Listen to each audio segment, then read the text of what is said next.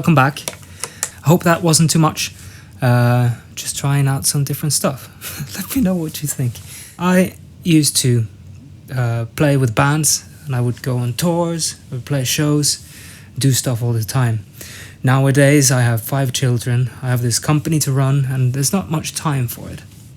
But I do still play every now and then, because I have this, what I call an anti-band, which is called Dronehenge, which has no fixed lineup of people, no fixed material that we play. It's all just improvised live stuff. And when you play like that, I think there's a tendency for you to fall into your natural role as a musician. For me, I'm more of a soloist, and in this ensemble we have this incredible jazz sax guy, and he runs his horn through a bunch of pedals, and it sounds magnificent. And I end up usually sort of being this second fiddle to what he's doing. But on Saturday last week, we played a show without him, and so I felt like I had to sort of step up my game a little bit, and that might have not been the perfect thing to do, because in the aftermath I feel like maybe I have overplayed a little bit and underperformed. But that just shows that maybe we should all think about this and try to sort of play to our strengths. My strength is not fidelity and agility and speed as a guitarist. My strength is I know quite a bit about music theory, because I have like a classical background. I can sort of adjust quickly in real time, and I also have a pedal company that I run, and I can make sounds that you haven't heard before. So I think for 2025 I will end the hunt for the perfect fuzz face type thing. I think I've figured that out, and so it's time to do different things, different fuzzes, different sounds, stuff to make what I do live more interesting to the audience. Really is what it's about, and you know, that benefits you too.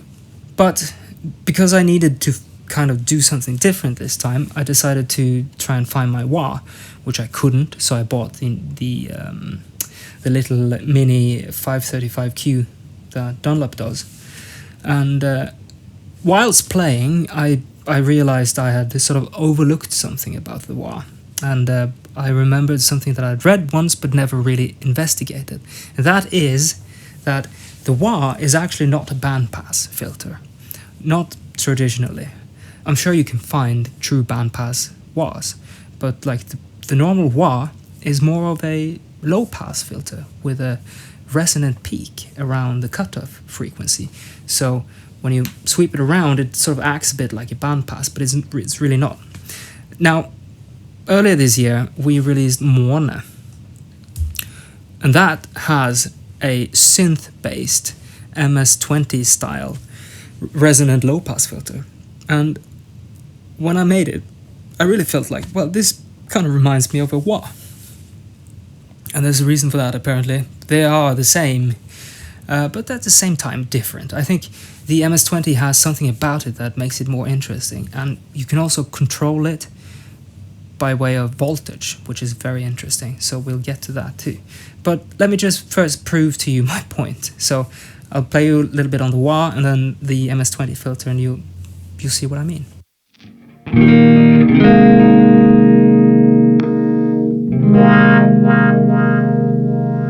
This is the wah.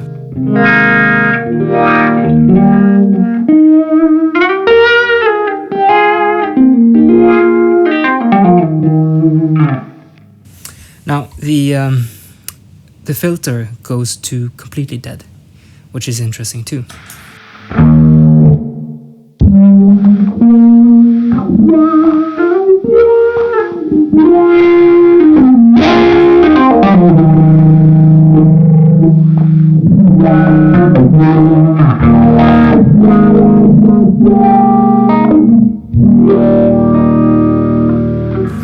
So it feels dirtier, it feels more characterful, I think, in many ways. Both work really well after fuzzes. I don't understand why people keep using wahs in front of fuzzes, because they just sound so much more interesting after fuzz. But let's try that. The low pass first.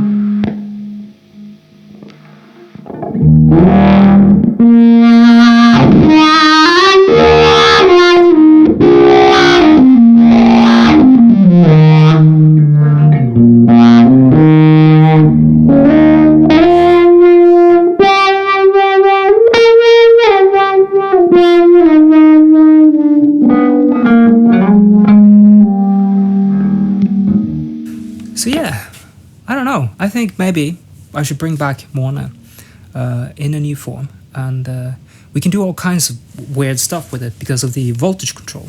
Like I could give it a CV input, so you could like do synth stuff with it if you're that advanced, or add an LFO, optional LFO, so you could have it behave more like a univibe in a way, and I could even parallel it with a treble, like a high pass filter, and I could swap the phase on the LFO going to each one of them, so they would sort of mix like that, which is called a harmonic tremolo. And if you do it in the shape of a sort of slanted sinusoidal LFO, as with a good old univibe, it'll sound pretty similar to a univibe, but very different at the same time. You could basically have a self-oscillating, resonant harmonic tremolo going, which is, I don't think anyone has made that before. So that's going to be interesting. And, you know, you could trigger it with envelope filters, so it does that thing on its own for sort of violin things. Match that with a interesting fuzz, and I think you have something very interesting for these types of things, these ventures that I, you know, embark on with my friends. So that's what's happening next year, but at least some of what is.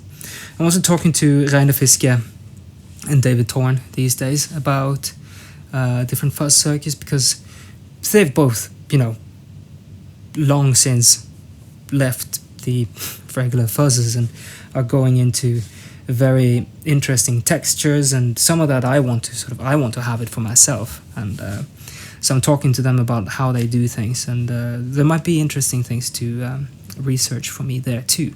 I'm not implying that I'm making like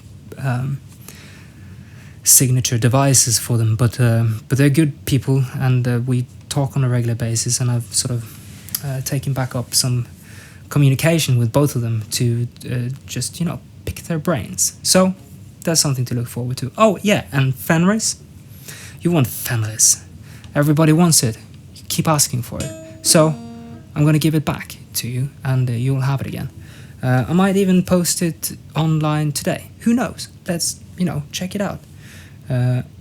It's a fun product. It's really cool. It just didn't fit into my schedule a couple of years ago when I discontinued it. But, you know, you've spoken, you want it back, and so who am I to stop you? So there you go. That's it for today. I hope you enjoyed this. You know, subscribe, watch all my videos, make me like a huge star on YouTube. I'd be so happy for that. Wow, it would be great. Thank you, and happy Christmas or whatever you celebrate. Thanks. I'll see you next time.